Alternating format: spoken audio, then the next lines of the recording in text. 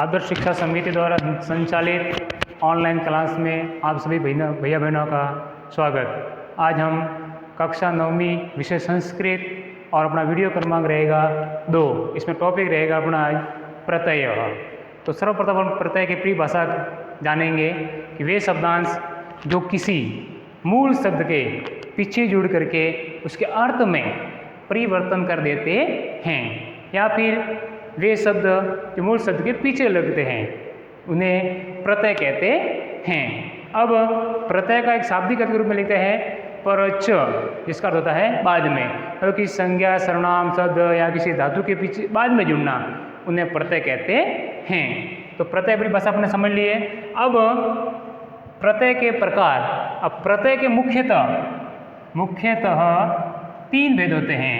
मुख्यतः 3 भेद होते हैं।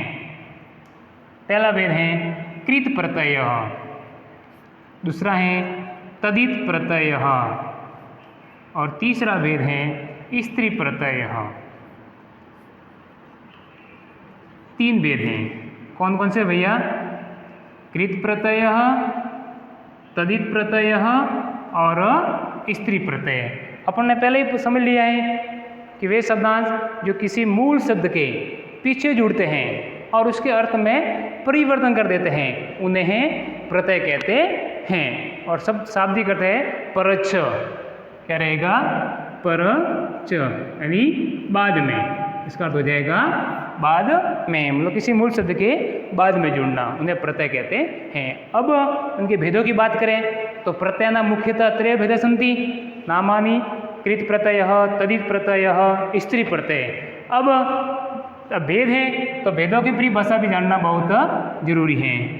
अब पहला भेद है कृत प्रत्यय। अब कृत प्रत्यय किसे कहते हैं? कि जिन प्रत्यय का प्रयोग किसी धातु के पीछे किया जाता है, किसी धातु के पीछे किया जाता है, उन्हें कृत प्रत्यय कहते हैं। जैसे पढ़ना, हिंदी में अपन पढ़ना, लिखना, दौड़ना, ये सब होते हैं। लेकिन जब संस्कृत में पढ़ते हैं तो जैसे पठ हैं, पठ क्या है? धातु हैं। अब इनके पीछे अब कृत प्रत्यय जोड़ेंगे, क्योंकि कृत कहाँ जुड़ेगा? किसी धातु के पीछे ही जुड़ेगा। जिन प्रत्ययों का प्रयोग किसी धातु के बाद में किया जाता है उन्हें कृत प्रत्यय कहते हैं। जैसे कृत प्रत्यय के रूप में हम लेते हैं कत्वा प्रत्यय। क्या लेते हैं? कत्वा। तो कत्वा प्रत्यय है, ये पठ है, पठ एक धातु है और धातु के पीछे कत्वा प्रत्यय जुड़ गया तो ये शब्द बन गया पठित्वा। क्या बन गया? पठित्वा। अब इसके अर्थ में परिवर्तन कर लिया। अब पठ यानी क्या होता है? पढ़ना, और ये कत्वा प्रत्यय जुड़ गया तो अर्थ क्या जाएगा? पढ़ करके। क्या हो जाएगा? पढ़ करके। इस प्रकार बहुत सारे कृत प्रत्यय हैं जो अपन आगे पढ़ेंगे। अब दूसरा भेद है तदित प्रत्यय। कौन सा है? तदित प्रत्यय। अब तदित प्रत्यय किसे कहते हैं? जिन प्रत्ययों का प्रयोग किसी संज्ञा सर्वनाम शब्दों के बाद में किया जाता है उन्हें तदित प्रत्यय कहते हैं। जैसे अपन उदाहरण लेते हैं गुण, धन, मतुप। मतु प्रत्यय कौन सा है? तदित प्रत्यय है। कौन सा प्रत्यय है? तदित प्रत्यय है। अब तदित प्रत्यय क्या होता है?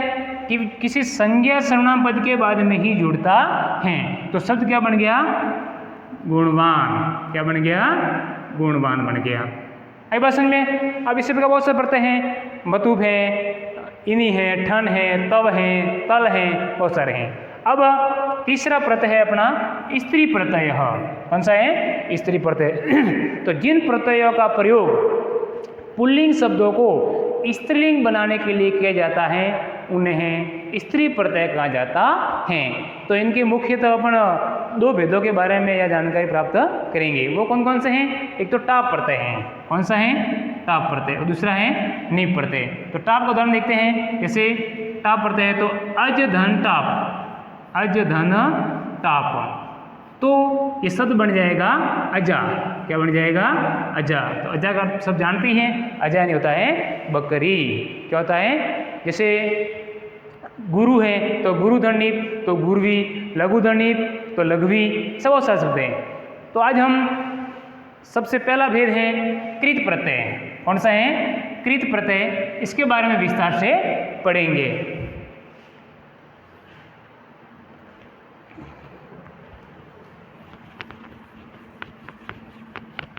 अब कृत प्रत्यय की परिभाषा पहले अपने समझ रखी है। क्या परिभाषा थी कि वे प्रत्यय जिनका प्रयोग किसी धातु के बाद में किया जाता है, किसी धातु के बाद में। अब धातु तो बहुत सारी हैं, धातुएं तो बहुत सारी है, और धातुओं को हिंदी में कहते हैं क्रिया।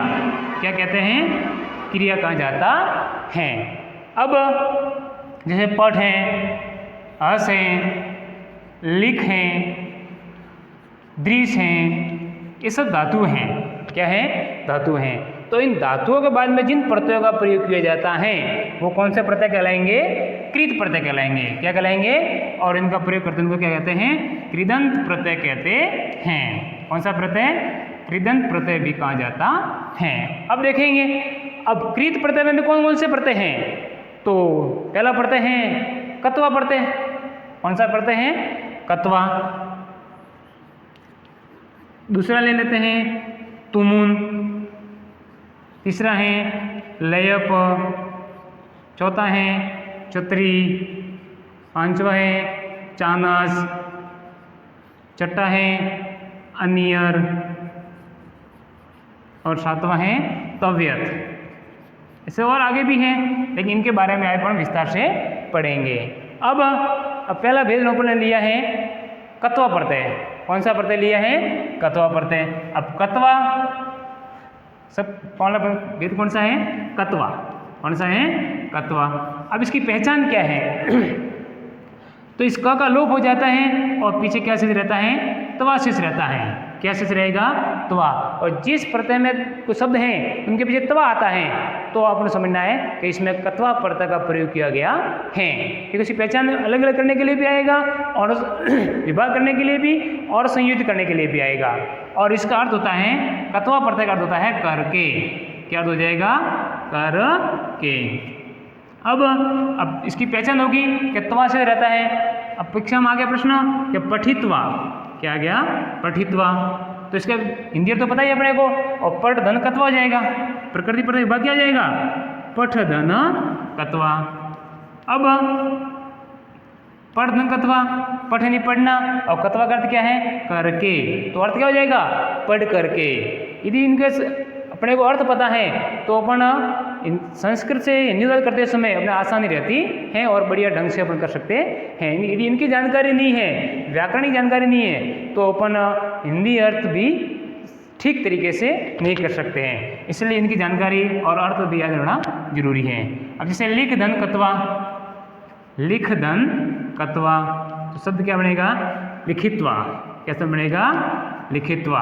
अर्थात लिख करके, हसित्वा, हंस करके, बहुत सारे शब्द हैं, ठीक है ना। श्रुत्वा, सुन करके, गत्वा, शब्द क्या है? गत्वा। अब गत्वा शब्द है यानी जा करके। अब गत्वा शब्द आ गया तो इसका प्रकृति पर विभाग करना है तो क्या करेंगे? गम धन कत्वा हो जाएगा। क्या जाएगा? गम धन कत्वा। क्योंकि मूल धातु कौन सी है? गम है। कौन सी है? गम है। इससे शब्द क्या बनेगा? गत्वा। तो गम धन कत्वा। ठीक सा। तो इस प्रकार अपन पहला भेद अपन ने पढ़ा है कृदंत प्रत्यय के रूप में। पहला प्रत्यय पढ़ा है वो है कृत्वा प्रत्यय। कौन सा प्रत्यय है? कत्वा प्रत्यय। अब कत्वा में भी वही, जैसे कृ धातु है, क्या है? कृ धातु और कत्वा प्रत्यय। कौन सा प्रत्यय है? तो शब्द क्या बनेगा? कृत्वा। क्या बन जाएगा? कृत्वा शब्द बन जाएगा। ठीक है। अब अगला भेद लेते हैं अपन। कौन सा भेद लिया है? तुमुन प्रत्यय। कौन सा प्रत्यय है? तुमुन प्रत्यय। तो तुमुन में क्या है? तुमुन जो प्रत्यय है इसका हिंदी अर्थ भी आना चाहिए और इसकी पहचान क्या है? इसकी पहचान क्या है? दूसरा भेद कौन सा है? कृत प्रत्यय के रूप में पढ़ेंगे अपन तुमुन प्रत्यय। कौन सा है? तुमुन। अब तुमुन का अर्थ होता है के लिए। क्या अर्थ होता है? के लिए। अब इसकी पहचान क्या है कि तुमुन प्रत्यय की पहचान कैसे करेंगे? तो वो है कि इसमें तुम शेष रहता है। क्या शेष रहेगा? तुम शेष रहेगा। और तुमुन का हिंदी क्या जाएगा? के लिए। अब ये भी कृदंत प्रत्यय है, अर्थात किसी धातु के पीछे ही जुड़ेगा। अब जैसे पठ धन तुमुन, पठ धन तुमुन, तो क्या बन जाएगा शब्द? पठितुम। क्या शब्द बनेगा? पठितुम। तो अर्थ क्या हो जाएगा? पढ़ने के लिए। क्या हो जाएगा अर्थ? पढ़ने के लिए। जैसे हस धन तुमुन, हस धन तुमुन, तो शब्द क्या बनेगा? हसी तुम। क्या बनेगा? हसी तुम। हसी तुम का अर्थ क्या जाएगा? हंसने के लिए। गंतुम, शब्द क्या बन रहा है? गंतुम। अब गंतुम का अर्थ भी क्या जाएगा?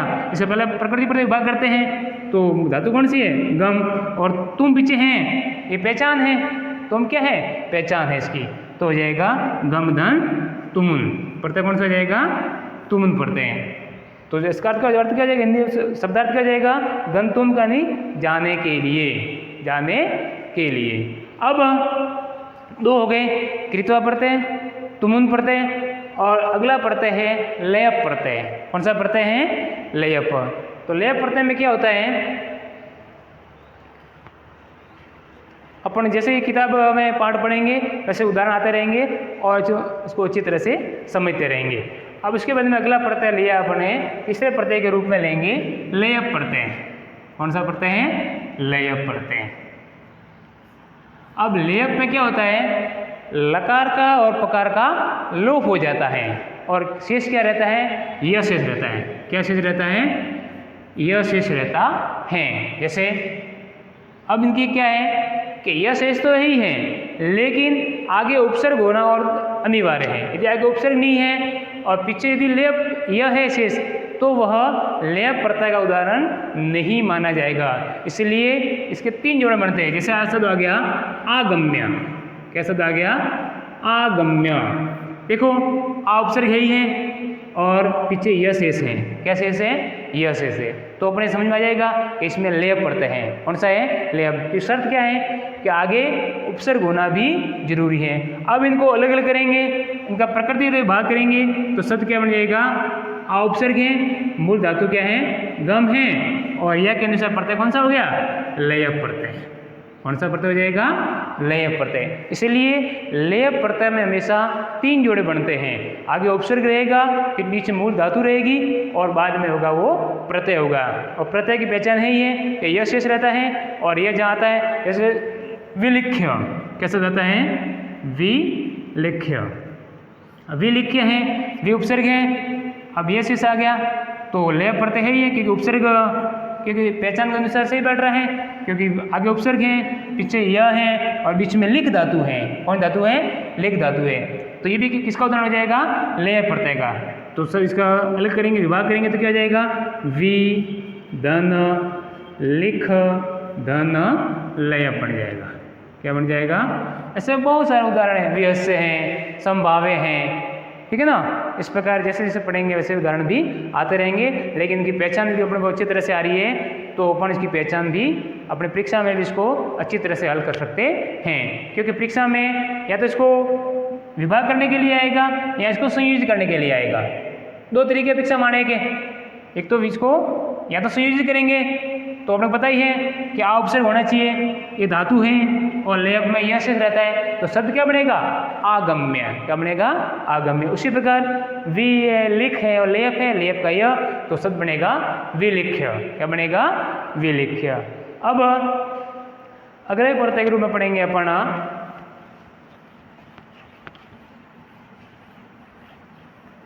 अब जो तीन प्रत्यय पढ़े हैं अपन ने, इनमें क्या है? पुल्लिंग, स्त्रीलिंग और नपुंसक लिंग की इतनी चिंता नहीं होती है। मतलब सब जगह एक जैसे ही प्रयोग किए जाते हैं। भले पुल्लिंग है तो ही पठित्व आएगा, स्त्रीलिंग वाला वाक्य है तो भी पठित्व ही आएगा, और नपुंसक लिंग वाले वाक्य हैं तो भी पठित्व ही आएगा। लेकिन जो आगे पढ़ने जा रहे हैं जो प्रत्यय हैं तव्यत है। कौन सा प्रत्यय है? तव्यत प्रत्यय है। चौथे प्रत्यय के रूप में कौन सा लेते हैं अपन? तव्यत।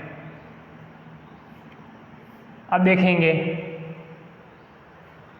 तव्यत प्रत्यय, इसका अर्थ होता है चाहिए अर्थ में। क्या अर्थ होता है? चाहिए अर्थ में। तव्यत और एक अगला भेद रहेगा अपने पांचवा रहेगा अनियर। क्या रहेगा? अनियर प्रत्यय। अब देखें इनमें क्या है? दोनों का अर्थ चाहिए अर्थ में ही किया जाता है। बस इनमें अब देखेंगे अब इनकी पहचान क्या है। पहचान क्या है? तो इस तकार का क्या हो जाता है? लोप हो जाता है। क्या हो जाता है? लोप। तो शब्द क्या रह गया पीछे? तव्य। क्या हो गया? तव्य।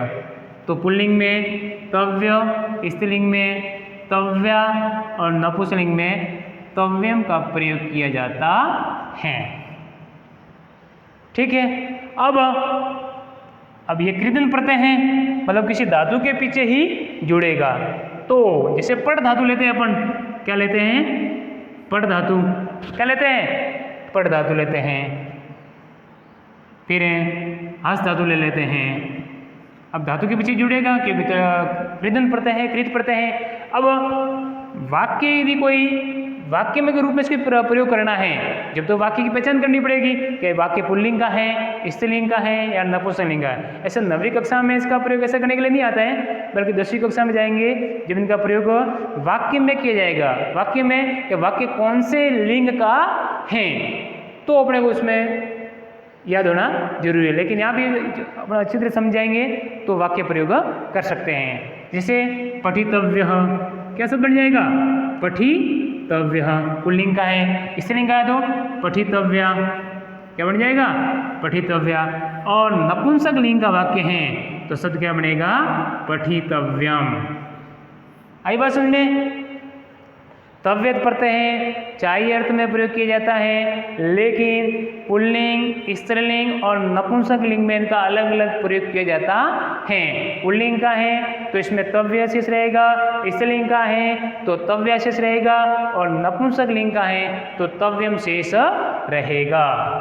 अब इसका प्रयोग करेंगे तो पठितव्य, पठितव्या, पठितव्यम। अब हस धातु है तो हसितव्य, क्या बनेगा? हसितव्य, हसितव्या, हसितव्या और हसितव्यम। हसितव्यम शब्द का निरूपण होगा। ठीक है। ऐसे बहुत सारे और भी धातु हैं बहुत सारी, उनका प्रयोग करते रहेंगे। लेकिन अपने को जरूरी समझना है कि तव्यत प्रत्यय है, उसमें पुल्लिंग में तव्य, स्त्रीलिंग में तव्या और नपुंसक लिंग में तव्यम शब्द का शेष रहता है। और वाक्य प्रयोग होता है तो ऐसे करेंगे। यदि वाक्य प्रयोग नहीं आता है तो अपन पुल्लिंग का लिख सकते हैं। जैसे परीक्षा में आ गया पठितव्यम, क्या आ गया? पठितव्यम। कि पठितव्यम शब्द का प्रकृति प्रत्यय विभाग कीजिए। क्या कीजिए? प्रकृति प्रत्यय विभाग कीजिए। तो क्या करेंगे? पठधन तव्यत। क्या करेंगे? पठधन तव्यत करेंगे। ठीक है। अब इनका प्रयोग चाहिए अर्थ में किया जाता है। अब इसके पश्चात है अनियर प्रत्यय। कौन सा प्रत्यय है? अनियर प्रत्यय। अब अनियर में इस रकार का लोप हो जाता है और पीछे अनीय शेष रहता है। क्या शेष रहता है? अनीय शेष रहता है। अब इसका प्रयोग भी चाहिए अर्थ में किया जाता है। इसमें चाहिए अर्थ में किया जाता है।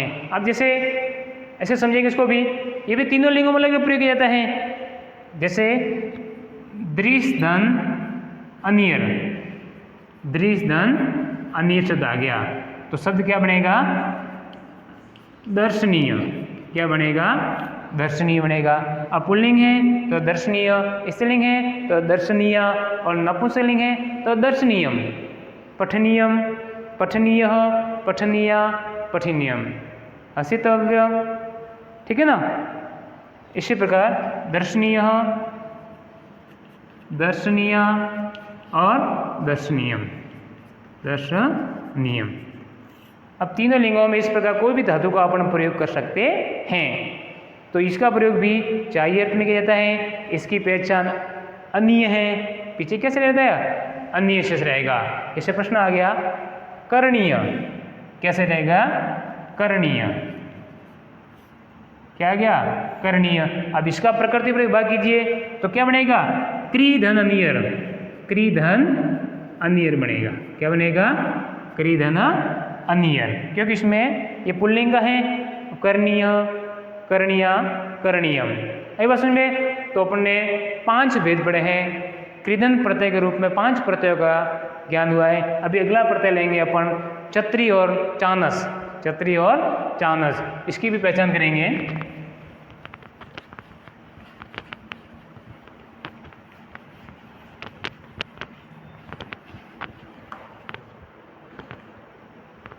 अगला प्रत्यय है छत्री प्रत्यय। कौन सा है? छत्री। और इसके बाद में लेंगे चानस। कौन सा लेंगे? चानस। इन 2 प्रत्ययों का ज्ञान भी होना जरूरी है। अब क्षत्रिय में भी क्या है, शकार का और रिकार का लोप हो जाता है, तो पीछे क्या से रह गया, अत शेष रह गया। क्या शेष रह गया, अत शेष रहता है। उसी प्रकार इसमें वान कैसे रहता है, वान या आन, वान या आन शेष रहता है। अब देखिए, अब इसको पहचान करते हैं। इन क्षत्रिय प्रत्यय का प्रयोग वर्तमान काल क्रिया के रूप में किया जाता है। कैसे, जैसे पठ धन क्षत्रिय। अब शब्द क्या बन गया, पठत। क्या बन गया, क्यों, क्योंकि पीछे क्या से रहता है, अत, तो इसकी पहचान क्या है, अत है। क्या पहचान है, अत है। फिर है हस धन क्षत्रिय, हस धन क्षत्रिय, तो इसका क्या हो जाएगा, असत। क्या बनेगा, असत। लेकिन अब इनके भी रूप तीनों लिंगों अलग अलग चलते हैं। क्या चलते हैं, अलग अलग। जैसे पठ धन क्षत्रिय है और पुल्लिंग का वाक्य है, तो शब्द क्या बनेगा, पठन। क्या बनेगा, पठन। स्त्रीलिंग है तो पठंती। क्या बनेगा, पठंती। और नपुंसकलिंग है तो रूप बनेगा पठत। क्या बनेगा, पठत रूप बनेगा। अब जैसा वाक्य है वैसा प्रयोग करेंगे। यदि वाक्य प्रयोग नहीं करना है तो सीधा लिखेंगे अपन पठन। क्या लिखेंगे कि पठ धन क्षत्रिय का वाक्य क्या होगा, शब्द क्या बनेगा, वो बनेगा पठन बनेगा। क्या बनेगा, पठन। उसी प्रकार हस धन क्षत्रिय है तो शब्द क्या बनेगा, पुल्लिंग में असन। क्या बनेगा, असन। असंति स्त्रीलिंग में है और नपुंसकलिंग में है तो असत। क्या बनेगा, असत। अब एक और बात ध्यान रखनी है कि क्षत्रिय प्रत्यय का प्रयोग अपन परस्मैपदी धातु के बाद में ही किया जाता है।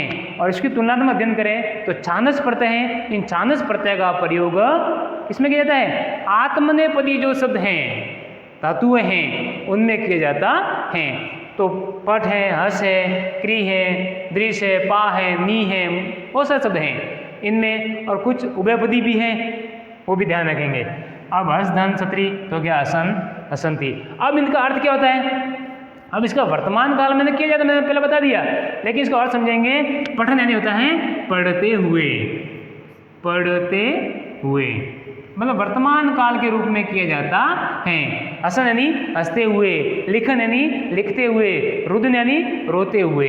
इस पर वर्तमान काल के रूप में क्षत्रिय प्रत्यय का प्रयोग किया जाता है। और ये प्रश्नपदी धातु के बाद में लगने वाला प्रत्यय है। उसके बाद में पढ़ेंगे अपन चांदस प्रत्यय। कौन सा प्रत्यय पढ़ेंगे, चांदस प्रत्यय। अब चांदस में क्या है,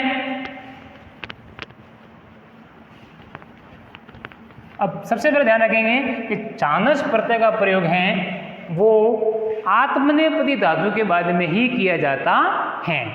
कौन सी धातु बन के करेंगे, आत्मनेपदी। जैसे आत्मनेपदी धातु कौन सी है, सेव है, लब है, क्री है, ये धातु है। ये कौन सी है, आत्मनेपदी है। अब इनमें अपन चांदस प्रत्यय जोड़ेंगे। कौन सा प्रत्यय जोड़ेंगे, तो क्या हो जाएगा, शिव मानह।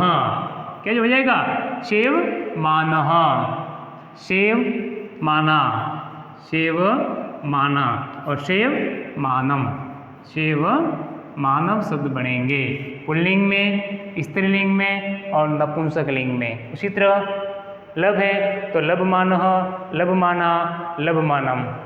क्र है तो कुर्वाणः, कुर्वाणा, कुर्वाणम।